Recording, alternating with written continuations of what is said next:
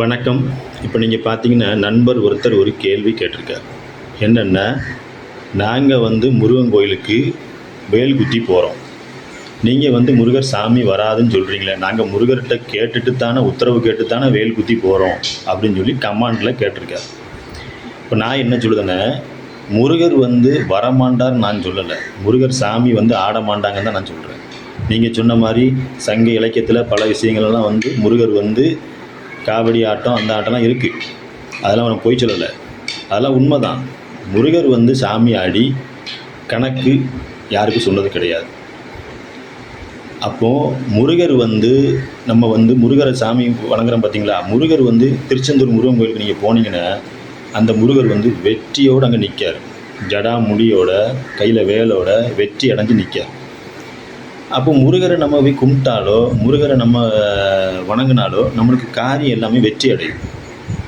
நீங்கள் நினச்சிட்டு இருக்கீங்க முருகருக்கு பெரிய வரலாறு இருக்குன்னு. அது உண்மை தான். அந்த வரலாறை மட்டும் நீங்கள் பார்க்காதீங்க. முருகருங்கிறவர் நம்மளுடைய ரத்தத்தில் கலந்தவர்.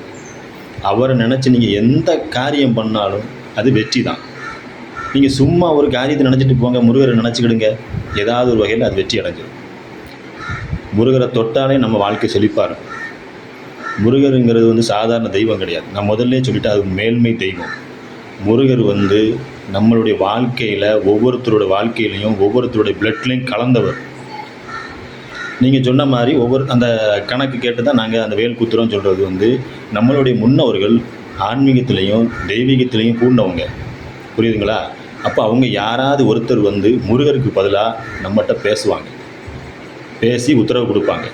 இதுதான் உண்மை. அதை நீங்கள் தெளிவாக புரிஞ்சுக்கணும். முருகருங்கிறது நம்மளுடைய வாழ்க்கையில் நம்ம ரத்தத்தில் கலந்தவர். அவரை யாருக்காகவும் எதுக்காகவும் நம்ம விட்டு கொடுக்க முடியாது. இதுதான் உண்மை. முருகன் கோயிலுக்கு நீங்கள் போனீங்கன்னா, நீங்கள் தொட்ட காரியம்னா வெற்றி தான் அடையும். அது திருச்செந்தூருக்கு போனீங்கன்னா வெற்றி அடையும். திருச்செந்தூர் முருகன் கோயிலுக்கு போனீங்கன்னா வெற்றியாக தான் அடைவீங்க. யாருக்குமே எந்த தோல்வி வராது. நீங்கள் வேணாலும் நீங்கள் பாருங்கள், முருகரை போய் நீங்கள் சர்வ சாதாரணமாக எங்கேயாவது ஒரு கோயிலுக்கு கும்பிடுங்க, அவரை நினச்சி ஏதாவது ஒரு காரியம் பண்ணுங்க, அந்த காரியம் ஒரு காலமும் தோல்வி அடையாது. எங்கள் முன்னவர்கள் பேரெல்லாம் சுப்பிரமணியர், சுப்பிரமணிய கவிராயர், சண்முகவேல், பால் சந்தனம், இப்படி தான் எங்கள் முன்னோர்கள் பேரெலாம் இருக்கும். ஏன்னா எல்லாருமே முருகர் பெருமாளுக்கு பக்தர்கள். அந்த அடிப்படையில் தான் குலசையில் அந்த கோயிலை வச்சவங்க. புரியுதுங்களா? இதெல்லாம் உண்மை. எங்கள் முன்னோர்கள் பேர் எல்லாமே முருகர் பேர் தான் வரும். முருகர் என்பவர் நம்ம ரத்தத்தில் கலந்தவர். அவர் மிகப்பெரிய வரலாறு. அதை நீங்கள் புரிஞ்சுக்கிடுங்க. அவர் மேல்மை தெய்வம். அவரின்றி எதுவும் அசையாது. சிவனின்றி எதுவும் அசையாதுன்னு சொல்லுங்களா, அதே மாதிரி தான் அவரின்றி எதுவும் அசையாது. அவர் நம்ம எல்லாத்துக்குமே மிகப்பெரிய ஒரு சித்தர், குரு. அதை நீங்கள் தெளிவாக புரிஞ்சுக்கிடுங்க.